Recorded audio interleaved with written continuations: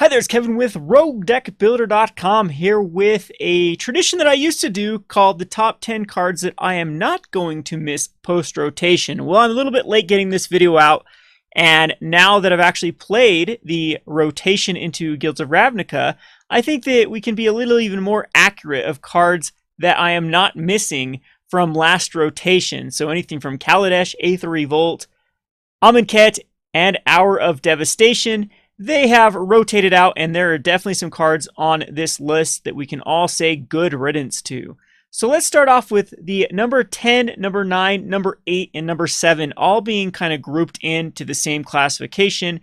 I like to call this kind of like Sam Stoddard Red. If you don't know who Sam Stoddard is, he is one of the Magic the Gathering designers that typically doesn't like a lot of interaction. Sam Stoddard's whole methodology, I guess, when designing cards is to just really attack in. He likes very aggressive back and forth type Magic the Gathering. And we saw a huge theme during last, especially in the Amonkhet block. I think all these cards came from the Amonkhet block. I guess they did. And where you couldn't attack, or everything had haste, or everything had some sort of evasion in red. So the first one is On Crop Crasher. This card was just abysmal on curve with a hyper aggressive red deck to try to block creatures. And to put this with our number 9 card with Earthshaker Kenra, and then a good aggressive 1-drop, you could go 1-drop, aggressive card like Beaumont Courier, into 2-drop Earthshaker Kenra, don't allow a blocker to block, into 3-drop, get the Crasher out, exert it, and you then don't get a block with another creature. So it's basically 3 turns in a row, if you're especially on the draw, where you weren't able to interact with your opponent's red creatures. So on Crop Crasher, the Exert was just too powerful. It was one of the better ones out of the classification. The 3-mana, 3/2 haste.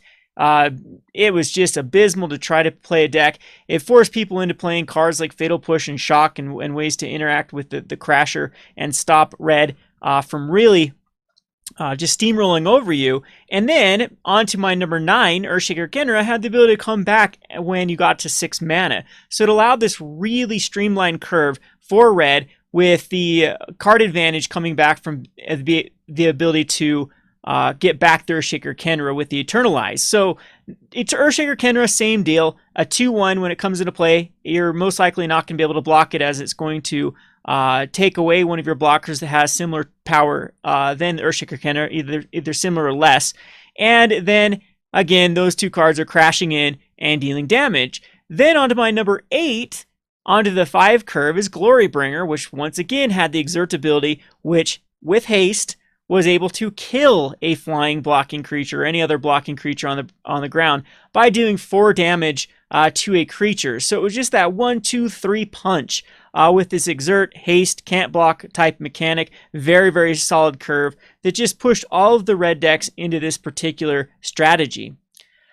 Alrighty, if that didn't make matters worse, then we had to deal with the dreaded Hazoret. Hazoret the Fervent. This was a card that it looked bad on paper at first, and then people really started playing with it, and they got to see exactly how powerful this card was.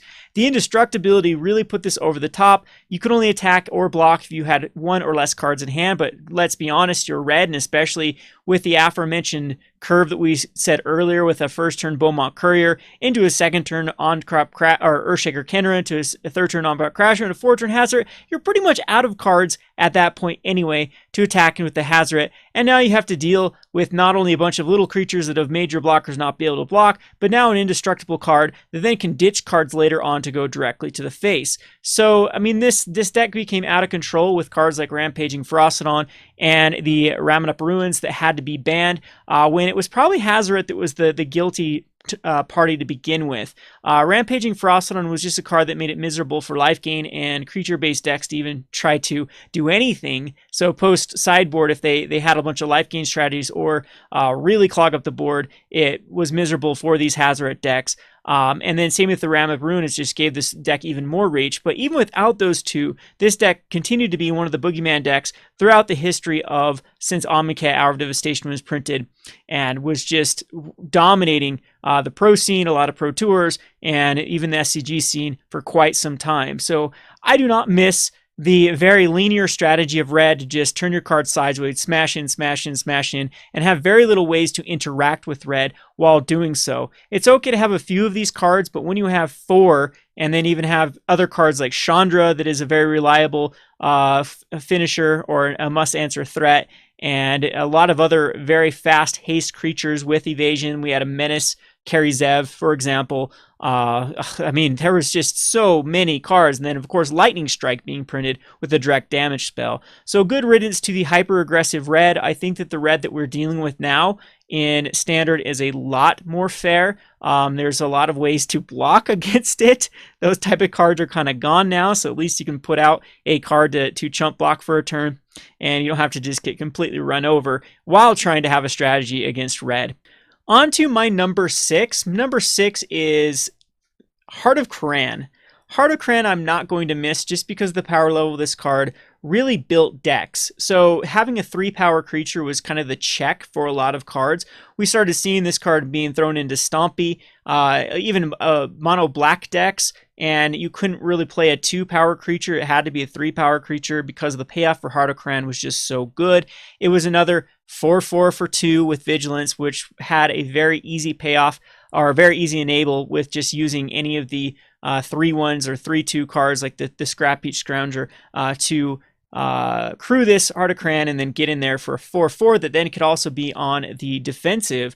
It got really miserable with other Planeswalkers, especially Chandra, where you could activate the Heart of Karan through Chandra and then have Chandra to be activate it on the defense, and it was just the best way to protect Chandra. Pretty soon the card advantage was just going to be too great, and there was just no coming back from it. It forced the meta to play a lot of artifact removal cards, and that still didn't feel very good if you had to spend your turn dealing with Heart of Karan. It usually meant that 3/2 that was there to crew it would then get in for the damage. So enabled cards like Unlicensed Disintegration, which were very, very tough to deal with the 3 damage and removing a card. And again, the meta was just really defined around Heart of Karan, and I think it was just too backbreaking to not use it or to try to build decks around Heart of Karan. So I'm not missing a vehicle like that. We had the Scrap Heap, or we had the Smuggler's Copter that I can also have as an honorable mention. That was just a very push card, but it got banned very quickly. On to my number 5. Number 5 is another design that I cannot stand as of late, and it still exists, and it's still a Plague on Standard, and it's still going to be a Plague on Standard for years to come, as long as we have Galta and Steel Leaf Champion in the format, and this is Ronus the Indomitable.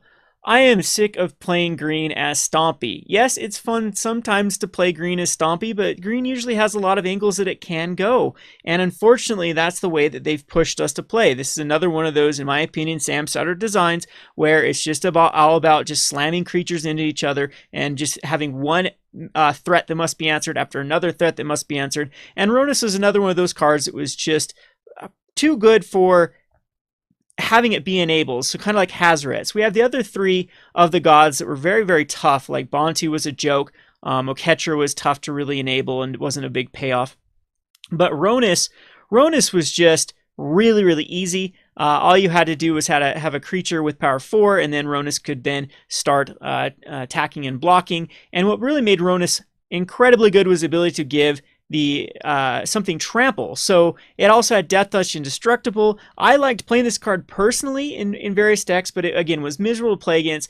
And from a design standpoint, I just don't like green being pushed so heavily into Stompy. If Galta didn't exist, if Steel Leaf Champion didn't exist, if all these other cards didn't exist, I think Ronus would have been okay. There would have been a lot more build around potential and would have forced decks to be a little more creative, but it just got slammed in these really, really, in my opinion, boring Stompy decks. We got even worse when Llanowar Elf was printed, when you could go turn 1 Llanowar Elf and a turn 2 Ronus, and then slam a creature down and then start swinging with Ronus. So very, very similar to the red aspect to it. Didn't like the direction of how green was just defined how you're going to play it for you. And again, I'm glad that this card is gone, because I hate this. If you're watching my live streams, if you watch any of my just a lot of my gameplay videos, I cannot stand to be going up against the mono green. I don't necessarily think it's the greatest deck per se, but it just forces you to run so many creature removals just to deal with the Stompy decks at the moment. On to my number 4. My number 4 is really energy in general, but Rogue Refiner in particular. I know that Attune with Aether and Aetherworks Marvel were cards that were also banned from the energy, but it was Rogue Refiner which was another push card. And with energy being able to fix your mana perfectly, the Rogue Refiner was just too good. It was a 3/2 for 3 mana that drew a card and added 2 energy to your energy reserve, which that could be used to make 2/3 of a Thopter. It could be used to put a +1 counter on something. It could be used to add 2 different colors of mana to your mana pool. And the 3/2 was the ultimate roadblock, withdrawing a card, replacing itself, and adding that key resource. So they pushed energy a little bit too much. I wouldn't have minded energy if they would have printed something to stop energy, and it just makes me want to grind I makes me want to choke Marrow every time he says, well, we should have put something. Marrow, from what I heard, it was you, buddy. It was you that told your fellow designers that you didn't want energy to be interacted with. I hear from the rumor mill that everyone told you that it was a bad idea, that you needed a way to interact with energy, and you were basically the god of design and told them no, you specifically did not want it. And look what happened. Energy was just by far and above and beyond the best mechanic of this whole block, and it was very oppressive to try to build around it. There was a point when it was over 50% of the meta, and if you actually put those mono red decks that we talk about in here, it was over 80%. 80% of the meta was 2 decks, energy or mono red, and that was a very, very tough standard to brew around in, and it was just miserable playing energy mirror after energy mirror over and over and over. We saw some terrible Pro Tours and Grand Prix where, again, it was camera time after camera time of watching energy mirrors. So I'm glad that the energy is gone once and for all. And again, Rogue Refiner, I think, was the worst offender of these. Now we're really getting onto the cards that I absolutely cannot stand. I'm glad they're gone. Number 3 being the Scarab God. The Scarab God was just a bad idea. I think the mana cost should have been reversed. Maybe the Scarab God could have come out for the 4 mana and then had to have 5 mana activate it, or what I suggest is Scarab God should have cost 5 mana and had 6 mana to activate the Scarab God's ability. To be able to reanimate something as a 4/4 at instant speed was backbreaking in a format with a lot of enter the battlefield effects, as well as it stopped other graveyard-based strategies from really doing much. What really put Scarab God over the top was cards like the Champion of Wits, where you just got so much value out of it coming back as a 4/4. The Scarab God was just too big. It didn't have any sort of, like the other gods, couldn't attack or block unless, I think maybe if they would have put some sort of clause on the Scarab God, like it couldn't attack or block unless you reanimated a creature this turn, that could have been something that could have kept this card in check. But as is, it was just too powerful of a card. It was too easy to splash in any of these energy-based strategies. It was very, very good in the control decks where you could rip out cards out of your opponent's hand and then use them against the opponent later on. And it was just too good for standard, how the standard was kind of defining around the Scarab God for quite some time. So I'm glad the Scarab God is gone. I think it opens up for deck design quite a bit, especially for Dimir. There's a lot of cool cards now that kind of play the similar role as the Scarab God, like the Eldest Reborn, for example, that didn't have a chance in hell to see play because the Scarab God was out there. And again, this is good for the entire environment now that the Scarab God is gone. All right, but my number 2, all number 3 through 10 have nothing on the next 2 cards. The next 2 cards were absolutely abysmal, and I could not stand them. I think they're bad designs. I think they're bad for standard. And the number 2 especially is one of the design things that I kind of touched on earlier with both Hazoret and Ronus being above and beyond in their, if they're going to print a set of cards, a run of cards, one for each color, they need to make sure they're balanced. We've seen some pretty bad balancings in the past. The gods out of Theros, for example, when we had the blue god that was just above and beyond better than the rest of them. And this is exactly what happened with the Gear Hulk run. Torrential Gear Hulk was so much better than all of the other Gear Hulks. It was a 5/6 with flash. So it had one of the biggest bodies of the 6, it tied for the biggest bodies, and the 5 power was also quite strong, very, very comparative to the rest of the Gear Hulks. And add flash on top of that, and the ability to have the Snapcaster effect to cast an instant back from your graveyard, it made control decks very, very, very oppressive, where you could flash this in and cast something like a Vraska's Contempt, kill one of the attackers, block the other attackers, and have a 5/6 body. That is a 4-turn clock that just has to attack in. It was just, in my opinion, too good for the environment. It forced a lot of the mid-range decks into control and forced a bunch of mid-range decks also into aggro to race the Torrential Gearhulk. So we had kind of this really extreme on one end, either extreme control or extreme aggro. And well, as long as the energy mid-range, the energy mid-range dominated until that was too good, so we had that problem too. But once the energy was out of the way, that's exactly how the format was defined. Either extremely aggressive for these red-black vehicle decks, or extreme on the control with cards like Torrential Gearhulks into Settle the Wreckage or Vraska's Contempt into Teferi, those type of decks. They just got miserable to play against when you had to say, oh look, 6-man up, guess I can't do anything, and I couldn't do anything last turn with the 5-man up and the 4-man up because of Settle the Wreckage.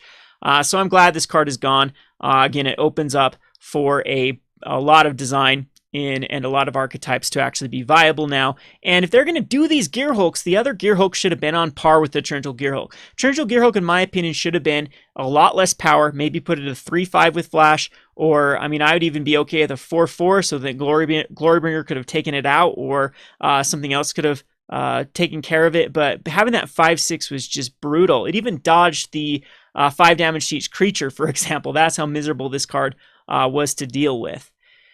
All right, but with all those said, my number 1 is actually worse than all of these probably combined, and how much I hate this card and hate cards like it. And this is none other than Approach the Second Sun. I do not like alternate ways to win the game unless they are extremely janky and extremely hard to assemble. Approach the Second Sun was none of these. It was just cast it twice, and not only that, it put it 7 down from your library. It didn't exile it or shuffle the library or do something. It was just this inevitability when you put the search for Azcanta in the mix, or even cards that dug through your library like Opt, or I can't think of the 3-mana one at the moment. It was very easy just to find that Approach the Second Sun.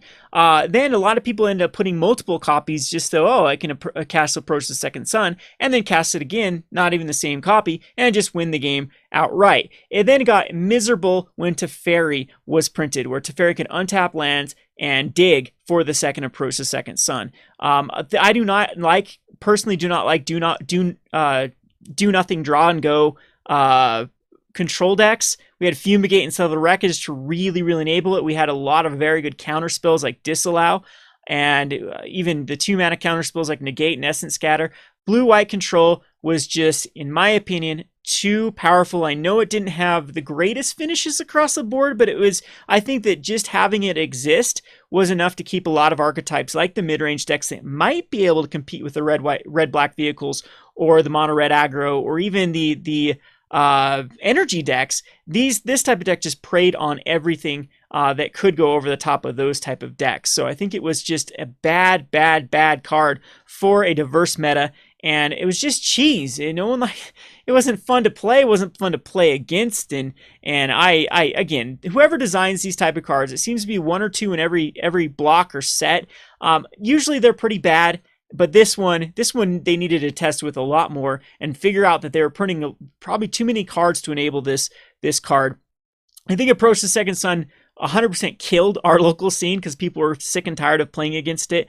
Between that and Torrential Gearhulk, mind you, they went in the same deck a lot of times. And mind you, they threw in the card that I can't stand now in Standard, which was Teferi. So I'm glad Approach the Second Sun is gone. I think that whoever designs these type of cards really needs to be kicked and told, keep this out. I'm okay with the casuals. I'm okay with the Johnnies finding these like really obscure ways to win, but they need to put a lot more work than just casting a card twice. So anyway, that is my list. You can tell what type of cards I don't like. A lot of people accuse me of not liking good cards. Well, you're correct. I don't like cards that are just above and beyond better than all the other cards in their slots. So unfortunately, Magic doesn't have a way to really nerf cards after they're printed, and the only way we can do this is banning, and bans are pretty bad across the board with people that have put money into those particular cards. And so I think the responsibility really rests on the design team to make sure that these aren't overwhelming.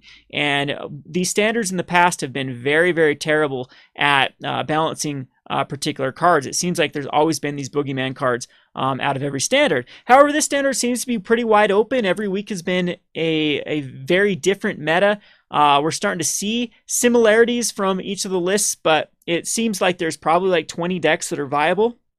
And I think a lot of it has to do with there's a few cards I wouldn't like in this particular standard, but I don't think I could make a top 10 list. It'd be like Steel Leaf Champion and Galta and Teferi from this standard that I'm like, ugh, these cards. But anyway, I hope you enjoyed this, even though if you might not agree with me. I'm interested in your top 10 list of cards that you are glad you are not facing right now in standard because they have rotated. You can put that in the comment section below.